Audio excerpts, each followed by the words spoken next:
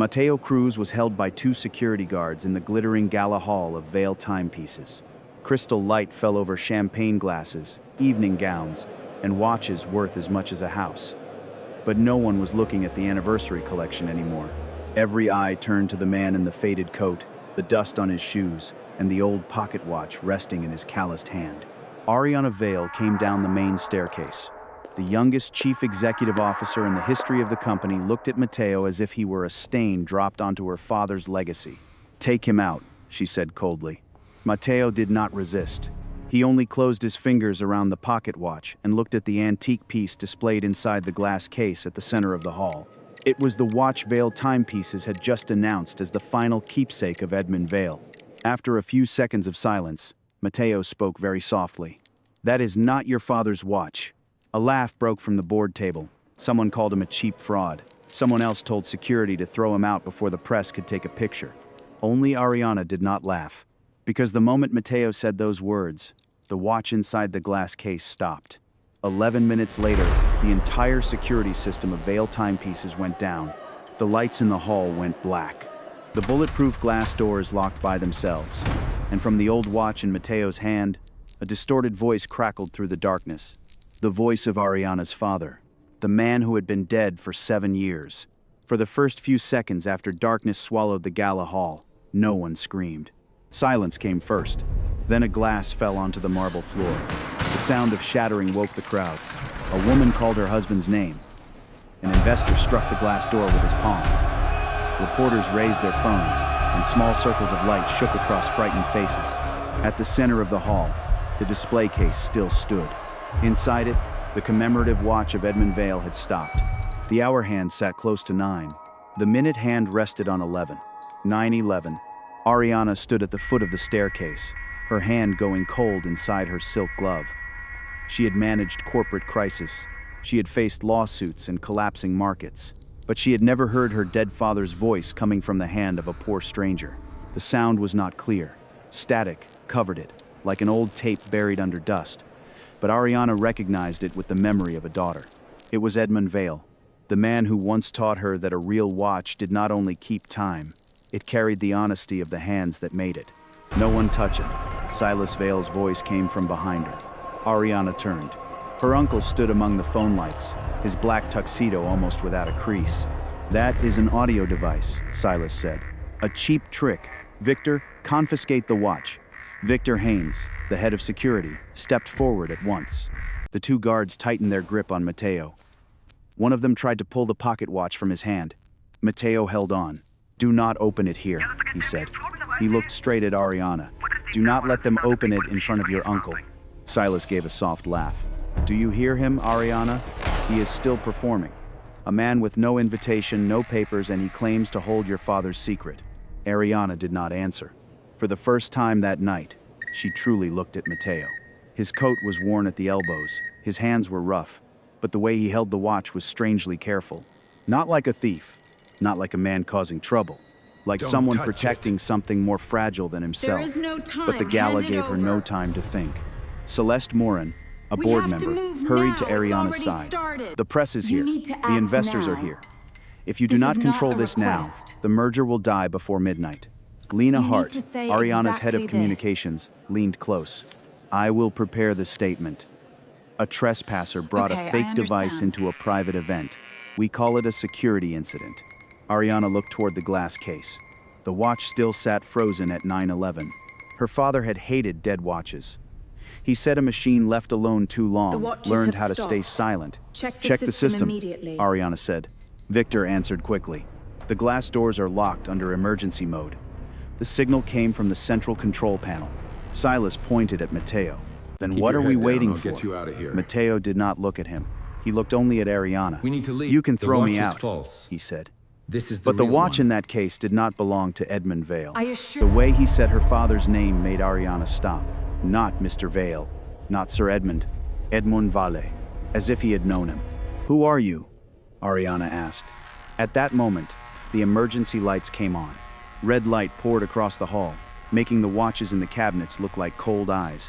A security guard yanked Matteo's wrist. The pocket watch slipped down and struck the marble.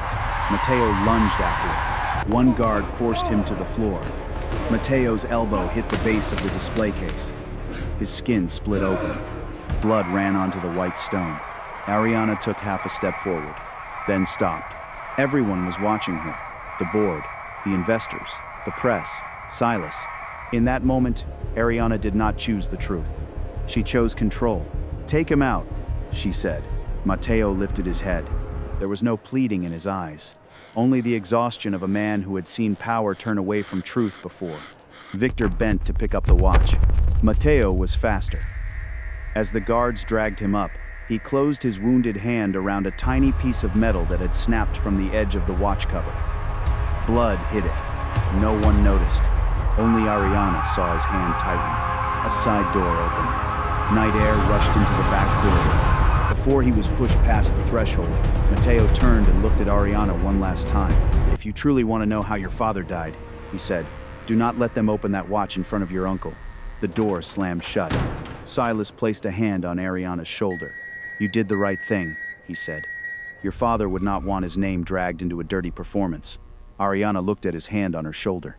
It was the same hand that had guided her through her father's funeral.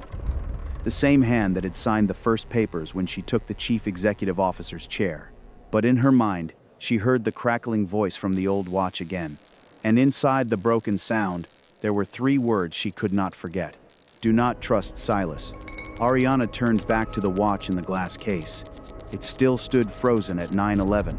At her feet, Mateo's blood marked a thin line across the white marble. To Ariana, it looked like the first crack in the legacy she had spent her whole life protecting. The next morning, Vale timepieces no longer looked like a palace of precision. It looked like a patient waking after a shock. Communications staff rushed through the corridors. Security teams added new checkpoints. The display cases in the main hall were covered in black cloth, so the reporters outside could not photograph the watch stopped at 9:11. Ariana stood in the second-floor control room and watched the Gala footage again. On the screen, Mateo was held in the hall. Silas stood beside her. The board whispered. The crowd laughed. Ariana slowed the footage, just before the blackout. 1 second before the system failed, Silas was not looking at Mateo. He was looking toward the security control desk. Very briefly. Only a glance, but it was enough to make Ariana's throat go dry. "He may have reacted to the alarm," Lena Hart said. Lena stood behind her, holding the prepared statement. The first line was already written. "A trespasser disrupted a private event at Vale Timepieces." Ariana did not look at the statement. "What command locked the glass doors?" Victor Haynes placed a tablet on the table. "Family-level emergency command, not a standard security order." Ariana turned to him. "What does family-level mean?" Victor stayed silent for a beat. "It was created for Edmund Vale. After his death, it should have been canceled." The room went still. Lena lowered her voice. "We should not put that detail in the report." "Of course we should not." Silas Vale entered before Ariana could answer. He held black leather gloves in one hand, his face calm. "Because if that detail gets out, the market will think this family cannot control its own system." Ariana looked at him. "Did you know my father's emergency command was still active?" Silas did not blink. "No, but I know good frauds use the exact thing a family wants to hear most. A dead man's voice, an old watch, a vague warning, all designed to strike your grief." He placed the statement in front of her. "Sign it. We call him an intruder. We do not mention the voice. We do not mention the watch. We do not mention 9/11. Ariana picked up the pen. But the tip never touched the paper. Downstairs, the commemorative watch had been moved into the inspection room. 2 Vale specialists opened the back case under surveillance cameras. Ariana watched from behind one-way glass. "The movement is not broken," one specialist said. "It stopped because the mainspring released suddenly." "Any sign of tampering?" "Not clear. But the bridge screws are wrong for the period." Ariana frowned. "What do you mean?" "This piece is listed as original from Edmund Vale's private collection, but these 2 screws were manufactured after his death." Lena looked at Ariana, then at Silas. Silas did not move. "Old watches are repaired all the time," he said. "Maintenance changes parts to keep them stable." Another specialist raised the crystal under a lamp. "And this is not old sapphire crystal. It looks like new mineral glass." That sentence chilled Ariana. She remembered the watch her father used to carry. It had a faint fog mark at the edge of the crystal. Edmund opened it on his yacht during misty mornings, and he called that mark the most beautiful flaw he owned. The watch in front of her had no mark. It was perfectly clean. Too perfect. "Stop the inspection," Silas said. Ariana turned sharply. "Why?" "Because we do not need to damage an antique just to prove the words of a stranger. I am asking why my father's watch has new parts." Silas stepped closer. "You are asking while investors demand answers. The board wants a statement. Reporters are building stories outside the gate. Your father did not build Vale timepieces so you could place the family name on an operating table because of a man from an alley." Ariana said nothing, but she did not sign. At the same time, in the old southern district of the city, Mateo Cruz returned to his workshop. The sign above the door was half lit. Cruz Watch Repair flickered in the morning drizzle. He locked the door, drew the curtains, washed the blood from his hand with cold water. The cut near his elbow was deeper than he expected, but Mateo did not study it for long. He placed the tiny piece of metal on a black cloth beneath a magnifying lens. It was no bigger than a grain of rice. A thin, curved metal leaf, burned at one edge. Not a gear, not a screw. A micro read. Mateo pulled an old pair of headphones from a drawer. Beside them was a scratched audio spectrum analyzer, the kind no modern lab would still use. He connected the micro read to a reader he had built himself and waited for the signal to cross the screen. At first, there was only static. Then came a faint scraping of metal. Then a breath. Mateo closed his eyes.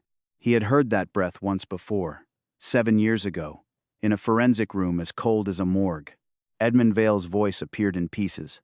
"If you hear this, the second watch is fake." Mateo opened his eyes. On the screen, the sound wave trembled. There was another section, more damaged than the first. He lowered the frequency, stripped away the metallic noise, and pulled the voice out from beneath the distortion. This time, Edmund spoke more clearly. "Do not let Silas touch the east vault." Mateo sat still. Outside the blurred glass, a black car stopped across the street. No headlights, no open door. It only waited there, as if someone already knew he would recover that sentence. Ariana did not go to Mateo Cruz in a company car. She left through the east service exit, wearing a gray coat over the black dress she had never changed out of. The city was still wet from morning rain. By the time she reached the old southern district, the towers of Vale timepieces had disappeared behind warehouses, repair shops, and apartment blocks with rusted fire escapes. Cruz Watch Repair sat between a closed tailor and a pawn shop. The sign above the door flickered once, then went dark. Ariana stood outside for a moment, looking through the blurred glass. Inside, she saw shelves of old clocks, jars of tiny screws, brass gears laid out on black cloth, and one man bent over a desk with headphones pressed to one ear. Mateo did not look surprised when she knocked. He only removed the headphones and said, "If they followed you, you should leave before they come in." Ariana stepped inside. The shop smelled of oil, dust, and rain-soaked wood. It was narrow, poor, and almost painfully orderly. Every tool had a place. Every broken watch had a paper tag tied to it. Ariana placed a white envelope on the counter. Mateo looked at it, then at her. "What is that?" "Payment," she said. "For the watch, for the recording, for your silence until my legal team can verify everything." The word silence changed his face more than the money did. Ariana saw it. "Still," she continued, "I can protect you from the press. I can pay your debts. I can make sure last night is treated as a misunderstanding." Mateo stood very still. "Your first offer is to buy the dead man's voice?" Ariana's jaw tightened. "My first offer is to keep this from becoming a circus. It already became one when your guards put me on the floor. That was not my intention. But it was your order." The sentence landed quietly. Ariana had no defense for it. Mateo pushed the envelope back across the counter. "I did not come to your gala for money." "Then why did you come?" Mateo turned toward the old pocket watch lying open under the desk lamp. "Because Edmund Vale asked me to." Ariana's expression hardened. "My father has been dead for 7 years." "Yes," Mateo said, "and some promises survive longer than the people who make them." She looked away first.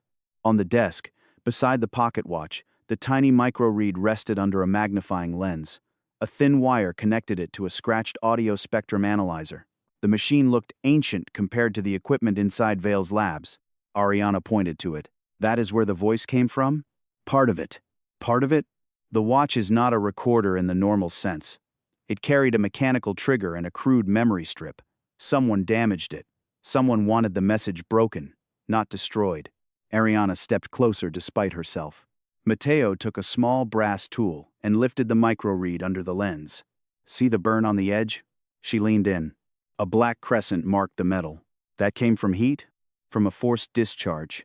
Someone tried to wipe it, but metal remembers pressure, sometimes better than people do. Ariana looked at him. For a moment, she heard again what he had said in the Gala hall. That is not your father's watch. She reached into her coat and took out a small velvet pouch. I brought this. Inside was one of Edmund's old wristwatches, not the one from the glass case. A private piece Ariana had kept in her office drawer for years. Matteo did not touch it at first. Why bring that? Because you said you knew my father's watch by sound. I said I knew that one was wrong. Then prove it. A faint bitterness crossed his face. You still think I am performing? I think I need evidence before I destroy my family. Matteo accepted that. He picked up the wristwatch and held it close to his ear. Ariana watched his face, expecting theater. Instead, she saw concentration so clean it felt almost intimate. His thumb moved once over the crown. He did not open the case, he simply listened. Then he set it on a small timing machine. A thin line began jumping across the screen. Your father repaired this himself, Matteo said. Ariana went still.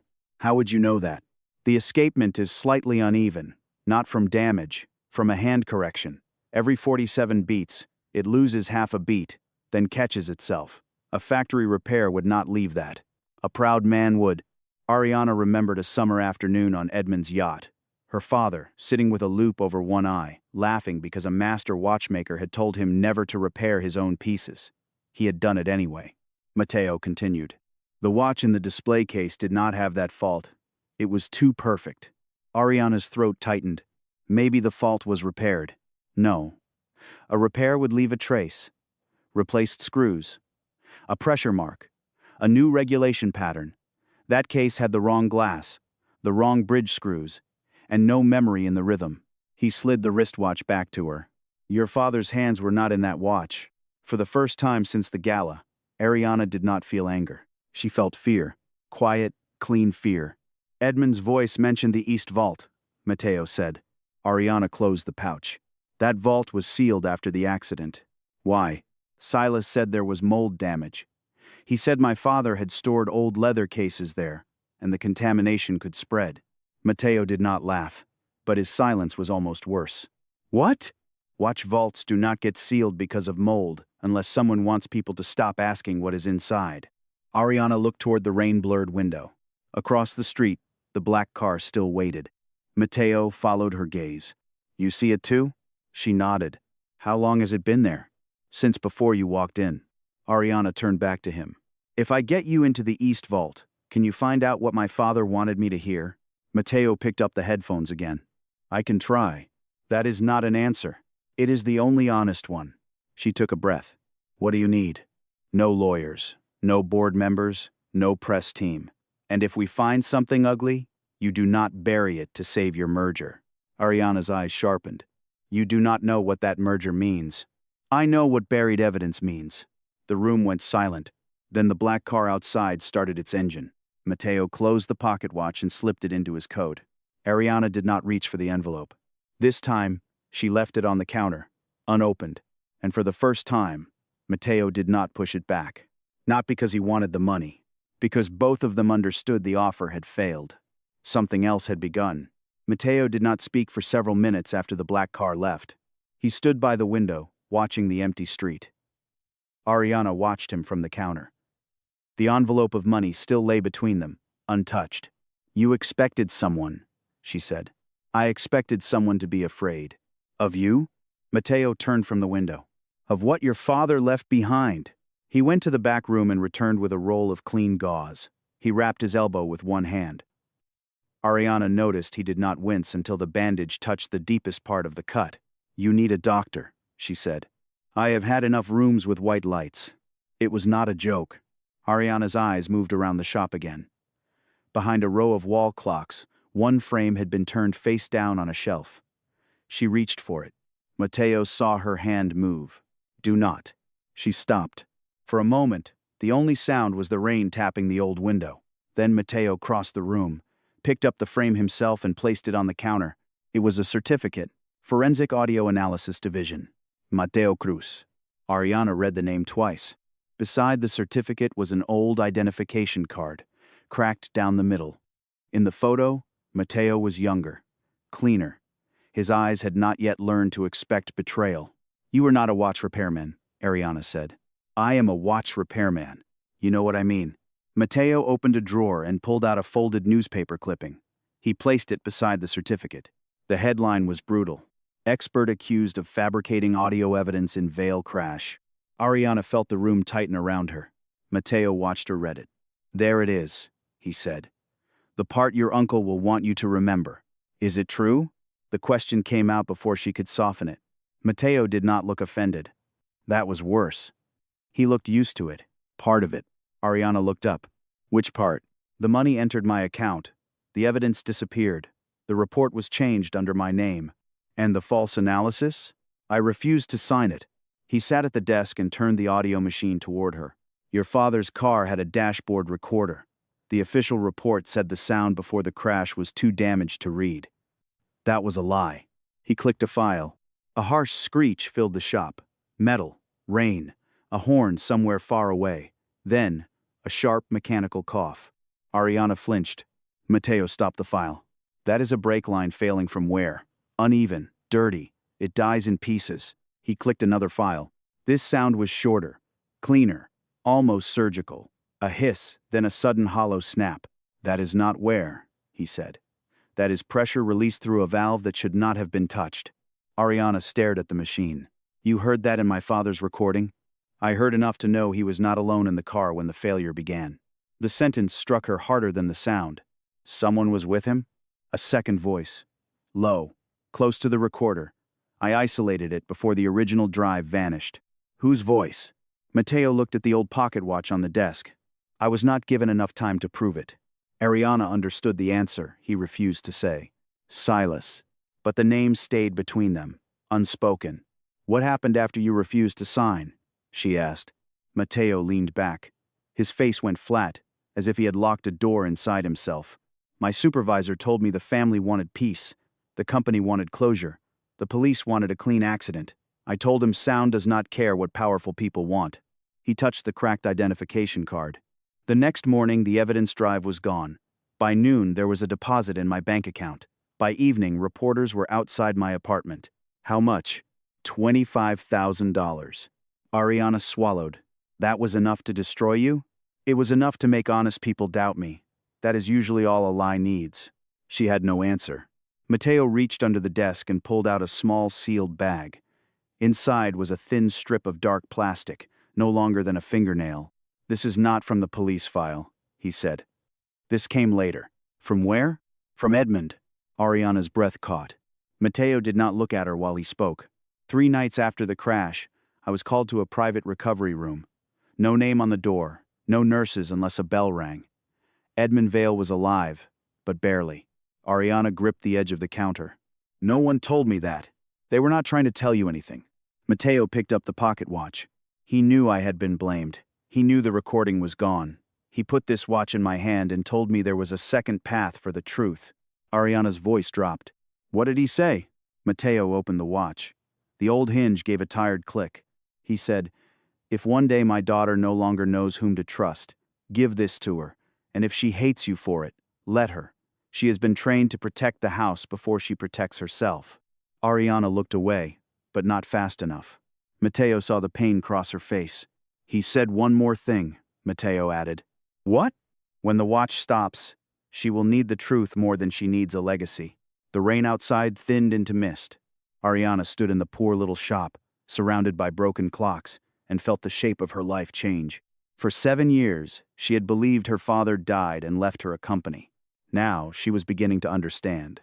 He had left her a warning. And the only man still carrying it was the one she had thrown out in front of the world. The East Vault was not on any public map of Vale timepieces. It sat below the oldest wing of the headquarters, behind a corridor where the marble floors ended and the walls changed to plain concrete. Ariana had not been there since her father's funeral. Back then, Silas had told her the vault was contaminated with mold and old leather rot. He said Edmund's private storage had to remain sealed. Now, standing before the steel door, Ariana wondered why she had believed him so easily. Matteo stood beside her with a small tool roll under one arm. He wore the same faded coat, but his eyes were sharper than they had been in the shop. The poor repairman had vanished. In his place was a man listening to a building as if it were another machine. Lena had not come. No lawyers had come. Only Ariana and Matteo stood in the basement corridor. Then a security camera above the door blinked once and went dark. Ariana turned. Victor Haynes stepped out from the shadow near the stairwell. "You have 7 minutes," he said. Ariana stared at him. "Are you helping us?" Victor did not look at Matteo. "I am helping your father." He entered a code on the side panel. The lock answered with a low metallic click. Matteo heard it and frowned. "That lock has been opened recently." Victor looked at him. "How can you know that?" "The bolt dragged. Fresh oil. Someone serviced it in the last few months." Victor said nothing. The door opened. Cold air moved out of the vault.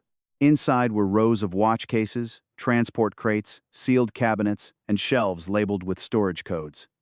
Each item carried a small paper tag written in Edmund Vale's neat, narrow hand. Ariana stepped in slowly. For a moment, she forgot the danger. This was not just storage. It was her father's private memory. Half-finished designs, failed prototypes, old timing charts, boxes from Geneva, London, and Lisbon. A cracked travel case from the yacht where he used to repair watches just to annoy his own master craftsman. Matteo did not touch anything at first. He listened. Then he walked to a cabinet on the right wall. "This one." Ariana checked the label. "Private collection. Edmund Vale. Pocket chronometers." Matteo pointed to the hinges. "The dust is wrong. The outside is old. The hinge line is clean." Victor opened the cabinet. Inside were 6 wooden boxes. 5 had matching labels. The 6th had a new brass plate. Ariana read it aloud. "EV Personal. Anniversary Exhibit." Matteo pulled on thin cotton gloves and lifted the box. This label was changed. He turned it under the light. "See the backing? New adhesive. Wrong texture." Ariana's pulse quickened. Matteo opened the box. It was empty, except for a velvet cushion and a maintenance card. Ariana picked up the card. "Audio calibration," she read. Matteo looked up at once. "That is not a watchmaking term." Victor moved closer. The card listed a transfer date, 3 days before Edmund's crash. At the bottom was a company name, Meridian Acoustics. Ariana took a picture with her phone. "I've never heard of them." Matteo's face hardened. They were not meant to be remembered. He took the card from her and held it near the light. "There is pressure writing underneath." He placed a thin sheet over it and rubbed with the side of a graphite pencil. Letters surfaced slowly. "EV-11. Ariana whispered it. "AV-11. Does that mean anything?" "My father used EV codes for private safes, but I thought Silas removed all of them after the funeral." Victor's jaw moved once. He removed the visible ones. Ariana looked at him. "What does that mean?" Victor did not answer. He walked to the back of the vault and pulled a dust cover from a tall archive cabinet. Behind it was a wall of conservation logs. Each drawer had a year. Each year had a lock. Matteo pointed to the drawer marked with the year Edmund died. "Open that." Victor used his master key. Inside were sealed folders. Ariana found the file for the anniversary exhibit. Her hand stopped on the first page. "This cannot be right." Matteo stepped beside her. "What is it?" The watch from the glass case was not transferred from this vault 7 years ago. It was registered into the exhibit 6 months ago. "By whom?" Ariana read the signature line. The name had been stamped, not signed. Silas Vale. The air in the vault felt thinner. Matteo turned the page. Attached behind the log was an insurance photograph. The watch in the picture looked almost identical to the one displayed at the gala. Almost. Matteo tapped the crystal. "No fog mark." Ariana nodded. "No fog mark." He pointed to the crown. "And the crown is too clean. Your father's real watch would have wear here." Victor checked his watch. 4 minutes. Ariana forced herself to keep reading. The next page listed transport details. The crate had come from an outside restoration facility. The facility name had been blacked out, but not completely. Under the ink, one word remained faintly visible. Meridian. Matteo exhaled. They built the fake outside the company. Why bring it in 6 months ago? Ariana asked. To prepare the public version of your father's memory, he said, before anyone found the private one. A faint sound came from the corridor. Victor stiffened. Someone is coming.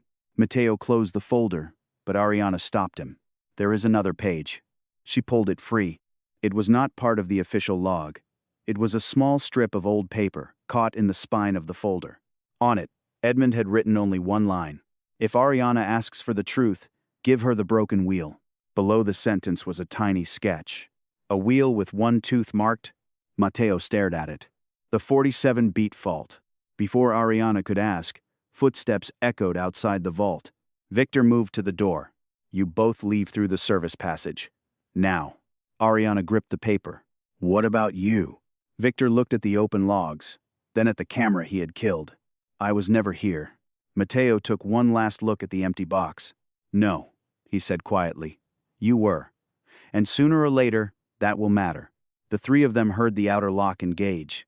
Someone was trying to open the vault from the other side. Ariana folded Edmund's note into her glove. For the first time, she was not protecting the company from scandal. She was stealing a piece of truth back from it. By noon, Silas Vale stopped defending the family.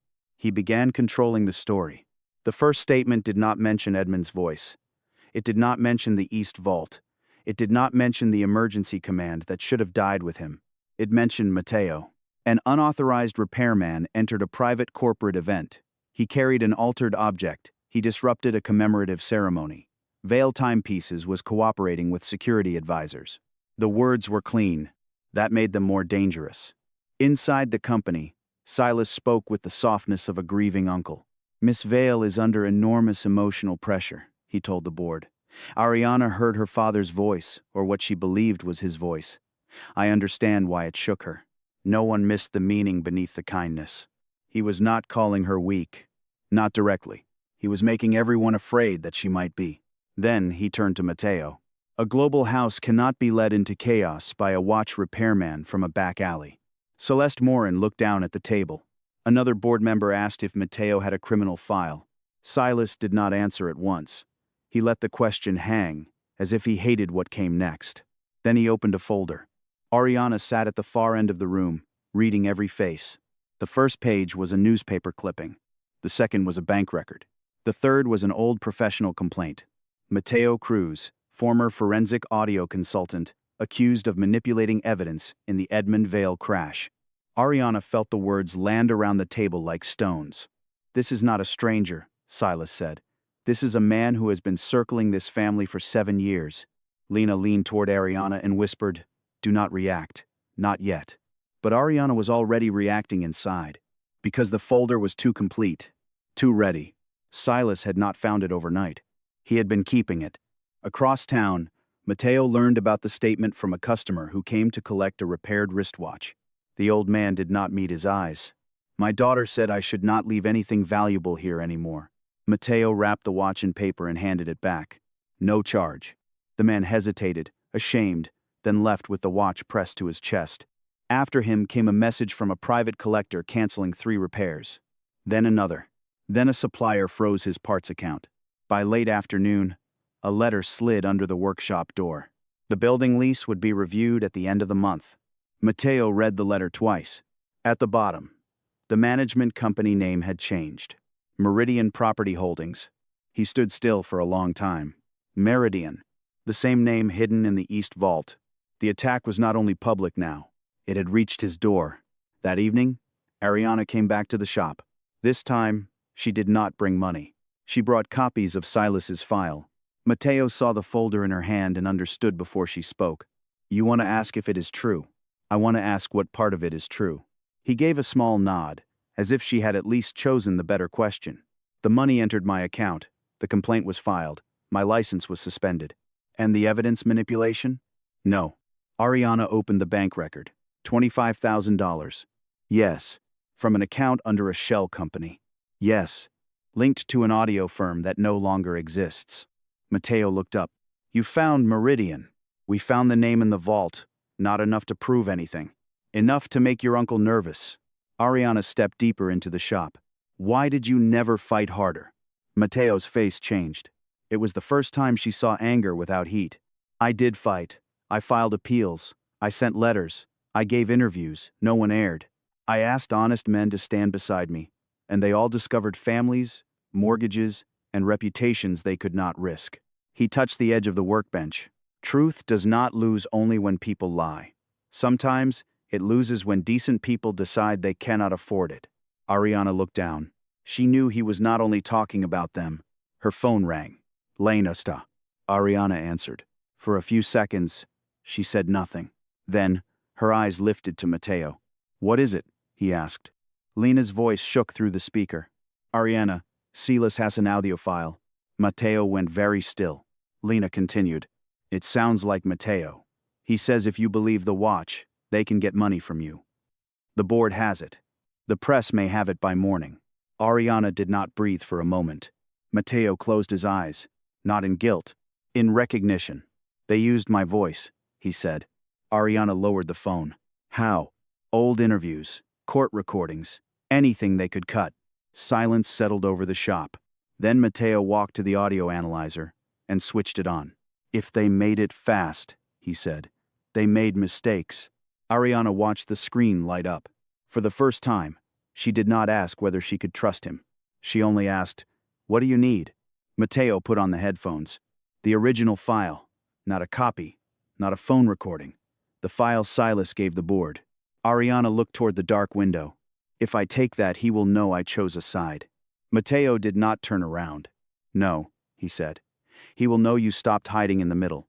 The words struck harder than accusation. At Vale Timepieces, Silas was not merely attacking Matteo anymore.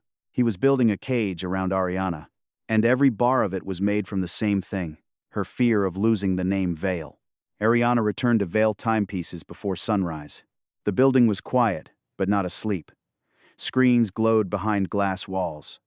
Legal assistants moved between conference rooms with sealed folders. A crisis team had slept on the leather couches outside her office. Silas had made the company feel like a courtroom before anyone had filed a charge. Lena met Ariana near the private elevator. I got the file, she whispered. She handed over a silver drive no larger than a fingernail. This is the audio Silas gave the board, not the version sent to the press. Ariana took it. How did you get it? Lena looked away. I told them you needed it for a legal review. Matteo was waiting in a maintenance room below the lobby, not in Ariana's office. He had refused to enter through the front doors. Ariana did not blame him. The room smelled of cleaning fluid and warm cables. It had one metal table, one security monitor, and no windows. Matteo connected the silver drive to his old analyzer. Ariana stood beside him, arms folded tight. The fake recording filled the room. Matteo's voice, or something close to it, said, If she believes the watch, we can get the money. She wants her father back. That makes her easy. Ariana felt the words hit her, even though she knew they were meant to. Matteo did not flinch. He played it again. Then he isolated the breath between two phrases. On the screen, thin blue lines rose and fell. That is not from the same room, he said. How can you tell? The voice was built from at least 3 sources. A court hearing, a street interview, maybe a phone call. But the breath here is wrong. Wrong how? Matteo tapped the screen. This breath came from an old interview when I had pneumonia. Listen. He played 2 seconds. A wet, shallow inhale. Then his voice again, clean and controlled. They used a sick man's lungs under a healthy man's words. Lena covered her mouth. Ariana looked at the waveform. Can that prove it is fake? It can raise doubt. It cannot finish the fight. Then we give it to my lawyers. Matteo removed the headphones. No. Ariana stared at him. No? No lawyers controlled by Vale? No private review? No quiet report that disappears into a drawer? My legal team works for me. They work for the company. And right now, the company is the thing your uncle is using. Ariana's eyes sharpened. You keep saying that as if the company is only a weapon. It is also 10,000 jobs. It is factories, apprentices, pensions, suppliers.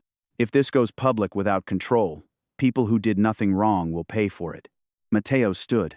And if it stays private, people who did everything wrong will choose the price. Silence pressed between them. Lena looked from one to the other and did not speak. Ariana lowered her voice. I am not trying to bury this. You are trying to manage it. That is my job. And that is how truth dies in expensive rooms. The words were quiet, but they cut. Ariana looked away first. Matteo softened, but only slightly. I know you are afraid. You do not know what I am. I know you are still asking how to save the name before asking whom the name destroyed. Ariana turned back to him. My father built that name. Your father left you a warning because he knew someone inside that name had poisoned it.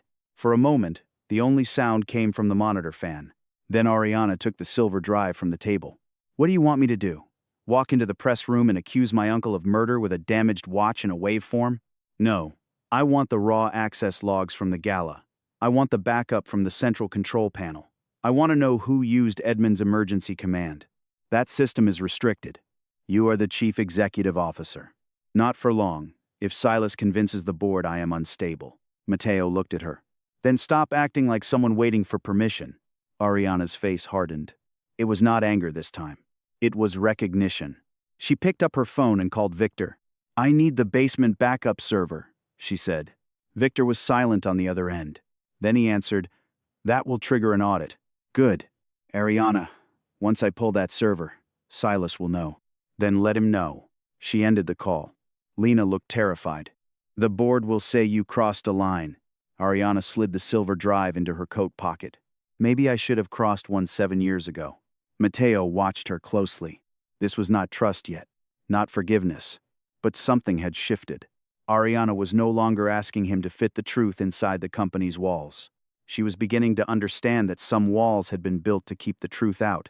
Above them, in the executive boardroom, Silas Vale received a message on his phone. Basement server access requested. He read it once. Then he smiled.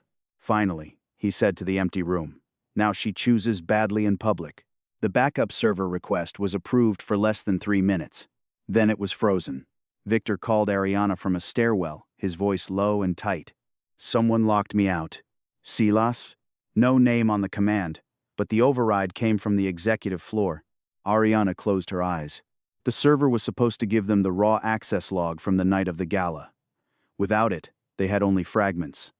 A damaged watch, a fake recording, a dead man's warning, a note about a broken wheel. Matteo stood beside the maintenance table, studying Edmund's note again. If Ariana asks for the truth, give her the broken wheel. Below the words was the small drawing of a gear tooth marked by hand. Ariana looked at it. My father's office. Matteo turned. What? He had a wall clock behind his desk. He told me it was ugly, but he never removed it. After he died, Silas renovated the office. I thought the clock was thrown away. Matteo folded the note. Was there a safe behind it? I never saw one. That does not mean there was not one. Ariana knew what he was thinking before he said it. No. Matteo looked at her. We cannot wait. You are not going into my father's office alone. You cannot go with me. Every camera in that hall answers to the executive system now. And you think they will ignore you? No. I think they already expect you. The answer angered her because it made sense. Matteo slipped Edmund's pocket watch into his coat. Ariana caught his wrist. If you are caught, Silas will turn this into theft. Matteo looked down at her hand, then back at her. He already has. I am only choosing what he catches me holding. Before she could stop him, he left through the service corridor. Edmund Vale's old office sat behind 2 glass doors on the private executive floor. It had been turned into a memorial room for visiting investors. His desk remained, his books remained. His portrait hung above the fireplace, but the wall clock was gone. Matteo entered with a borrowed maintenance badge Victor had left in a supply closet. He moved quickly, without touching the desk or drawers. The room smelled polished, unused, and false. Where the clock had once hung, the wallpaper looked slightly newer. Matteo took out a thin brass probe and pressed along the seam. Nothing. He moved lower. A hollow sound answered. He paused. Then he pressed again. A narrow panel opened with a tired click. Behind it was not a safe. It was an empty space, lined with old velvet. Something had been removed. Matteo reached inside and found dust, a torn strip of maintenance paper, and one small object caught in the back corner. A gear, no larger than a coin. One tooth was marked. Matteo held it under the desk lamp. The edge was worn in a pattern he recognized at once. Not damage. Habit. A deliberate imperfection that would make a watch lose half a beat every 47 beats. The broken wheel. For the first time that day, hope crossed his face. Then the door opened. Security entered first. Silas followed. He did not look surprised. He looked satisfied. "Well," Silas said softly, "there he is." Matteo closed his hand around the gear. Silas looked at the open wall panel, then at the maintenance badge clipped to Matteo's coat. A forged badge. An opened memorial room. A stolen component from Edmund Vale's private collection. Matteo said nothing. Victor appeared behind the guards, pale and rigid. Silas turned to him. "And you. I wondered how long your loyalty would take to rot." Victor looked at Matteo, then away. Ariana arrived moments later. She stopped at the doorway. Her eyes moved from the opened wall to the security guards, then to Matteo's closed fist. Silas spoke before anyone else could. "I told you he would escalate. First the Gala, then the vault, now your father's private office." Ariana looked at Matteo. "Tell me what happened." Matteo opened his hand. The small gear rested on his bloody palm. Celeste Morin, who had followed with 2 board members, inhaled sharply. Silas lifted his voice just enough for them to hear. "That is theft." "It is not," Matteo said. "Then why hide it in your hand?" "Because your people were coming." "My people?" Silas gave a wounded smile. "You break into my brother's office and still call yourself the victim." Ariana took 1 step closer. Matteo looked only at her. "This is the wheel your father wrote about." Silas laughed once. "A convenient sentence on a scrap of paper no one can authenticate." Ariana reached into her glove for Edmund's note. Silas saw the movement. His voice changed. "Ariana, stop." The room went cold. Not because he shouted. Because he did not. He spoke like a man giving an order he had given many times before. Ariana froze for half a second. That half second was enough. Silas turned to the board members. "This is exactly what I feared. He has pulled her into a private investigation, bypassed security, compromised company property, and now she is holding unauthorized materials from the vault." Celeste looked at Ariana with alarm. "Ariana, is that true?" Ariana felt the weight of every choice at once. If she showed the note, Silas would call it stolen. If she defended Matteo, the board would say she had lost judgment. If she said nothing, Matteo would stand alone again. Matteo seemed to understand before she spoke. His face did not change. That hurt more. Silas gave the order. "Remove him from the building and file a formal complaint." Victor stepped forward. "No." Every eye turned to him. Silas looked almost amused. "Careful, Victor." Victor swallowed. Then he looked at Ariana.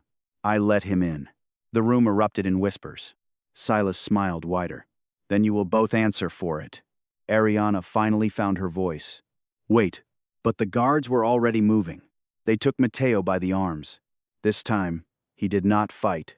As they pulled him past Ariana, he placed the gear on the edge of Edmund's desk. Not in her hand. Not in his pocket. On the desk, where everyone could see it. Silas watched the gesture and said, "Evidence of theft. Thank you." Matteo looked at Ariana one last time. "No," he said quietly. "Evidence that your father knew the real watch would need one missing piece." Then he was taken out. The door closed behind him. Ariana stood in her father's office, surrounded by people waiting for her to explain herself. Silas picked up the gear with a handkerchief. But before he could place it in an evidence bag, Ariana saw the mark on the broken tooth.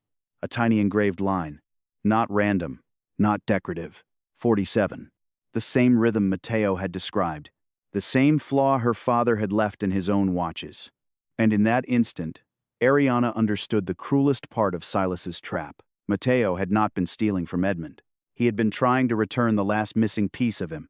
By the time Matteo was taken out of Edmund Vale's office, Silas had already turned the trap into a board emergency.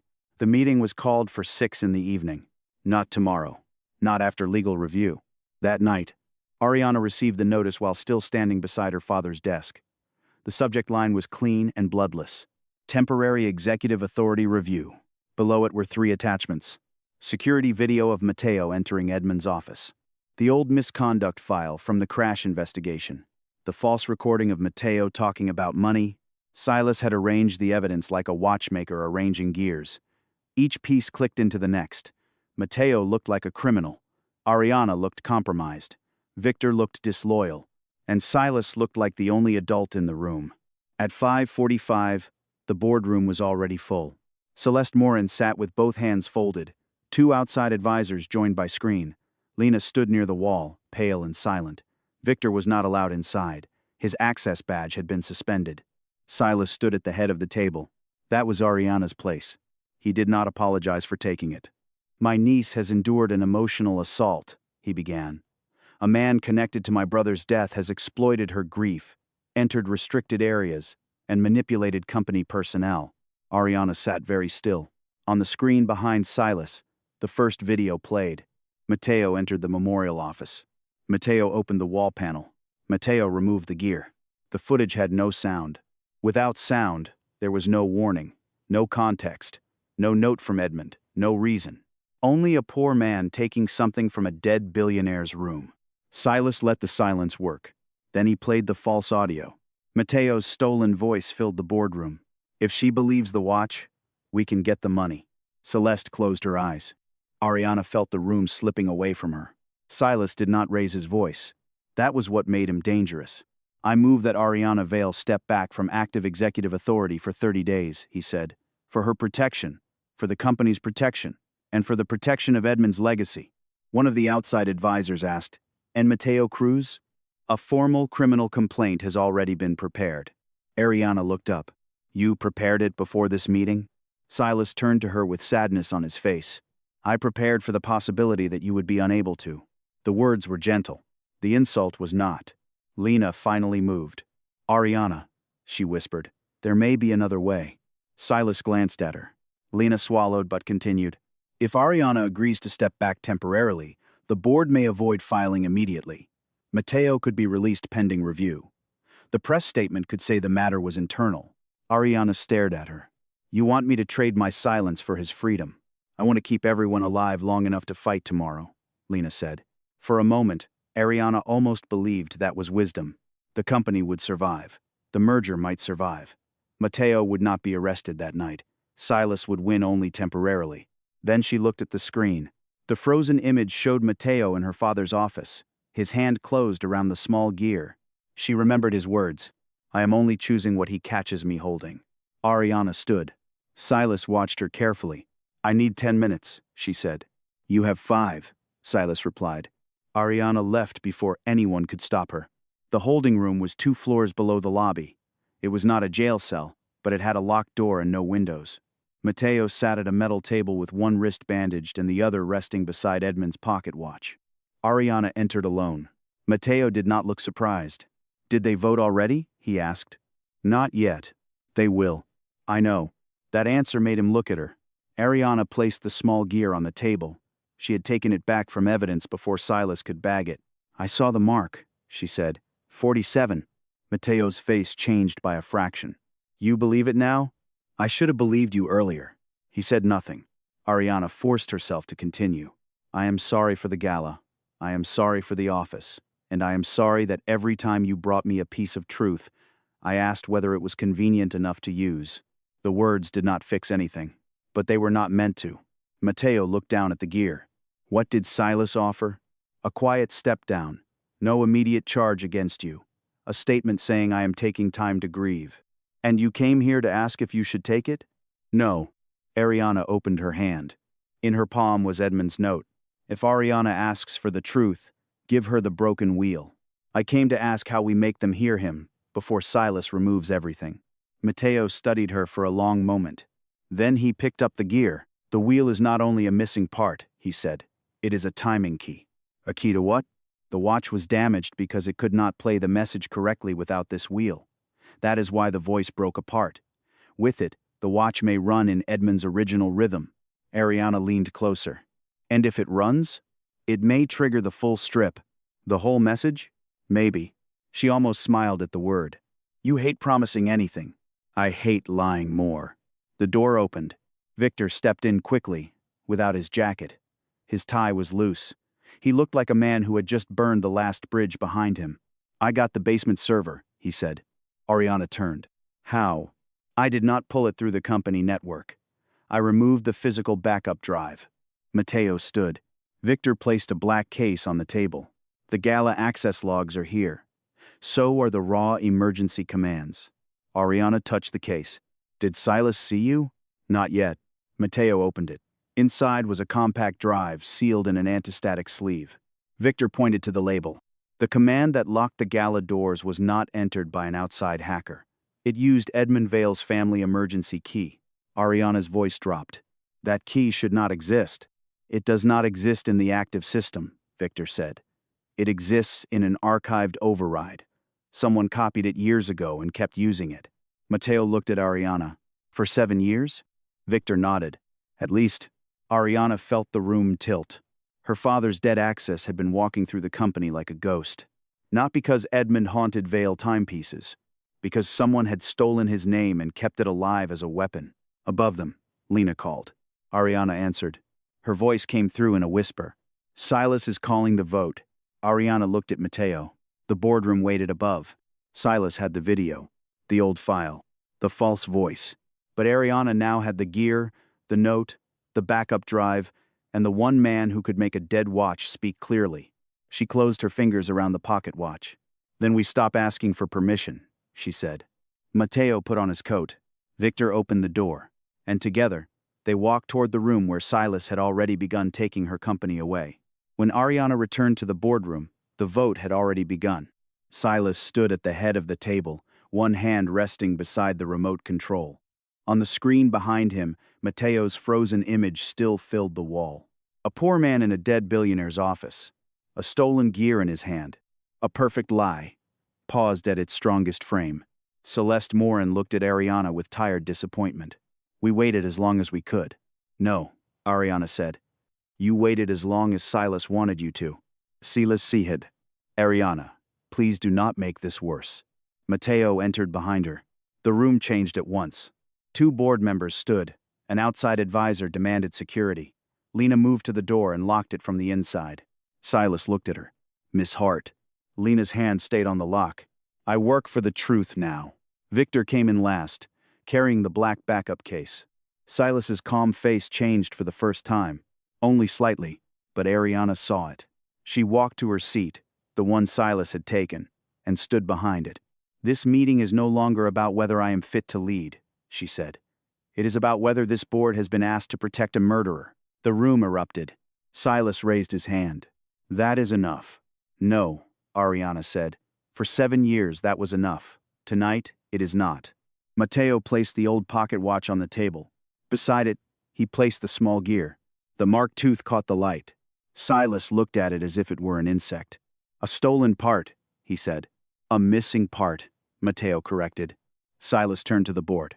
You see? He admits removing company property. Matteo did not answer him.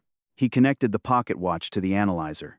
Then he connected Victor's backup drive to the boardroom screen. The fake audio file appeared first. Matteo's stolen voice filled the room again. If she believes the watch, we can get the money. Silas folded his hands. We have all heard this. You heard the words, Matteo said. You did not hear the room. He split the sound into 3 colored bands. Voice, breath, background. On the screen, the lines trembled.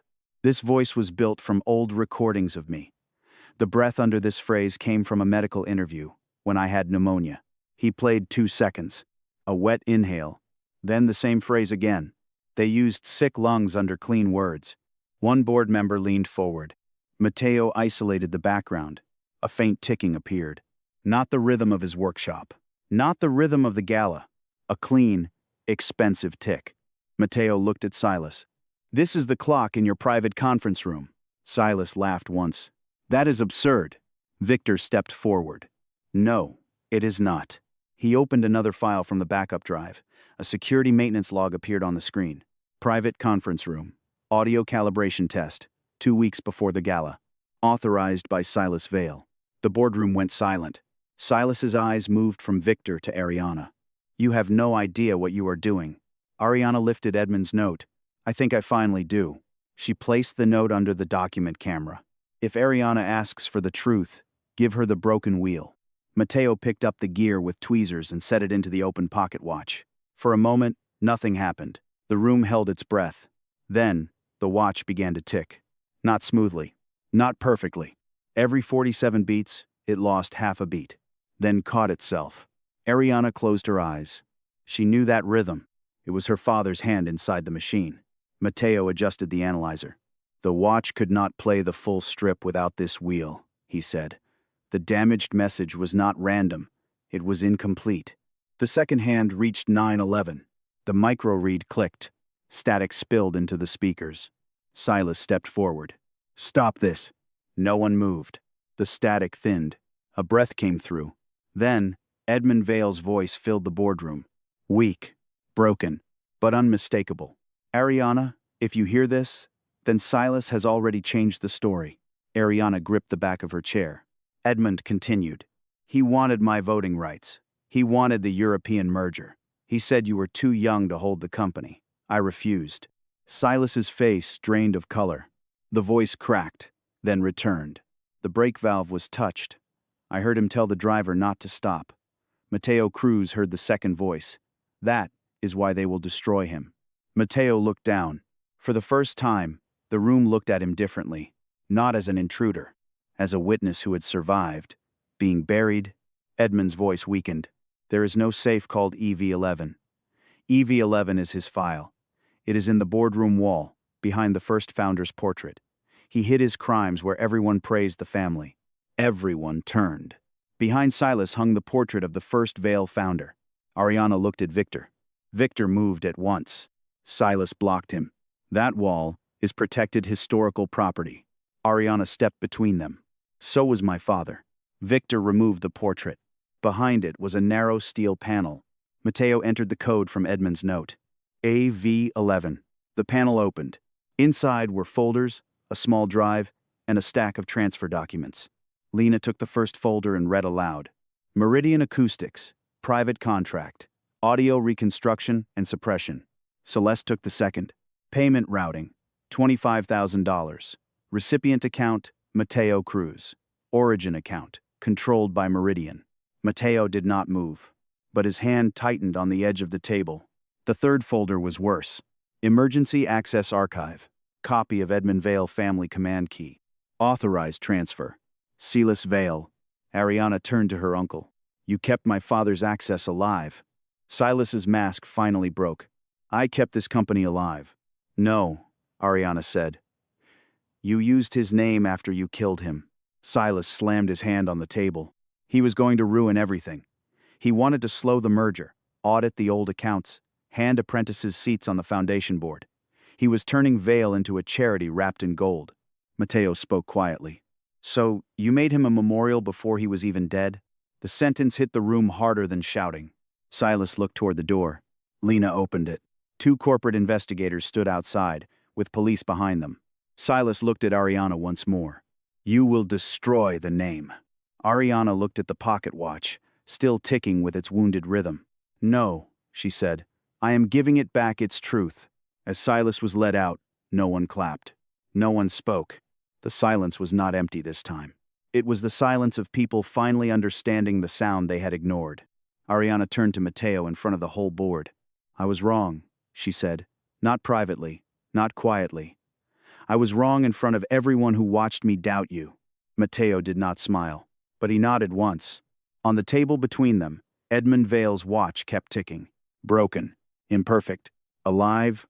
3 weeks later, Vale Timepieces held another public event in the same Gala hall, but this time, there were no champagne towers, no orchestra, no anniversary banners pretending that history was clean. At the center of the hall stood a simple table, a microphone, and the old pocket watch that had once been called a cheap trick. The board sat in the front row. Reporters filled the back. Employees stood along the walls, silent and watchful. Ariana Vale stepped to the microphone. She did not wear a gown this time. She wore a plain black suit. Her hands were steady, but her voice carried the weight of every person she had failed to hear. Vale Timepieces confirms that Silas Vale has been removed from all positions of authority, she said. The evidence has been transferred to federal investigators. The accounts connected to Meridian Acoustics and Meridian Property Holdings are under criminal review. She paused. Then she looked at Matteo. He stood near the side aisle, not on the stage. Ariana turned back to the room. "We also confirm that Matteo Cruz was falsely accused 7 years ago. The payment used to destroy his name was routed through a shell account controlled by people protecting Silas Vale." The room remained still. Ariana did not hide inside careful corporate language. She continued, Mr. Cruz did not manipulate evidence. He refused to bury it.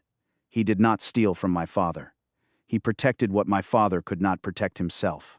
Mateo looked down. For a moment, he seemed more uncomfortable with honor than he had ever been with insult. Ariana took one final page from the folder before her. This company also owes him something I owed him first. She left the microphone and walked to him. Not above him, not from a staircase. Across the same floor, where she had once ordered him removed. "I am sorry," he said, clearly enough for every camera to record. "I made you prove your dignity in a room where others were allowed to keep theirs without question." Mateo did not answer right away. Then he said, "Your father would have wanted the watch fixed." Ariana gave a small, broken smile. "Then let us start there." The new exhibit opened 1 month later. It was built in the old East Wing, not in the main luxury hall. Ariana had ordered the black cloth removed from every display case. No object would be hidden because it embarrassed the company. Edmund Vale's real pocket watch sat inside a clear case at eye level. Beside it was not a golden plaque praising genius. Only a short line, engraved in plain silver. "Truth is also a machine. Remove one wheel, and it stops." Under the line was the marked gear, 47. Mateo stood beside the case with a pair of cotton gloves. Ariana stood next to him, shoulder to shoulder. A young curator asked if the flaw should be repaired for preservation. Mateo looked at Ariana. She shook her head. "No," she said. "That flaw is how we know it is real." Mateo adjusted the watch one last time. It ticked unevenly. Every 47 beats, it lost half a beat. Then it caught itself. Visitors would later say the sound was strange. Not beautiful. Not smooth. But honest. Ariana listened until her eyes softened. For years, she had thought her father left her a perfect company. Now she knew he had left her something harder. A company that could still be repaired. The final scene came on a rainy morning. Inside the workshop Edmund had built before Vale timepieces became an empire. The sign outside had changed. Vale Cruz Institute of Horology and Forensic Sound. It was not a luxury showroom. It smelled of brass, oil, old wood, and coffee. Young apprentices sat at long benches, learning how to clean movements, read timing charts, and listen to machines that most people thought were silent. Some came from elite design schools. Some came from neighborhoods where a broken watch was usually thrown away, not restored. That was Ariana's rule. Talent did not need a family name to enter. Mateo stood at the front of the room, wearing the same faded coat. He had refused a new one. Ariana had stopped offering. On the first day, a nervous boy near the back dropped a cracked pocket watch onto the floor. The room went silent. The boy's face turned white. "I am sorry," he whispered. "I ruined it." Mateo walked over and picked up the watch. He turned it once in his hand. The glass was cracked. The case was dented. The second hand no longer moved. Then Mateo placed it gently on the boy's desk. "Broken does not mean useless," he said. The boy looked up. Mateo opened the back of the watch and pointed to the still, tiny machine inside. "Sometimes it only means something important stopped before anyone listened." Ariana watched from the doorway. She did not interrupt. The rain tapped softly against the windows. Somewhere in the room, Edmund Vale's restored pocket watch kept its imperfect rhythm. 47 beats. A missing half beat. Then it caught itself again. And for the first time in 7 years, the sound no longer felt like a warning. It felt like a promise,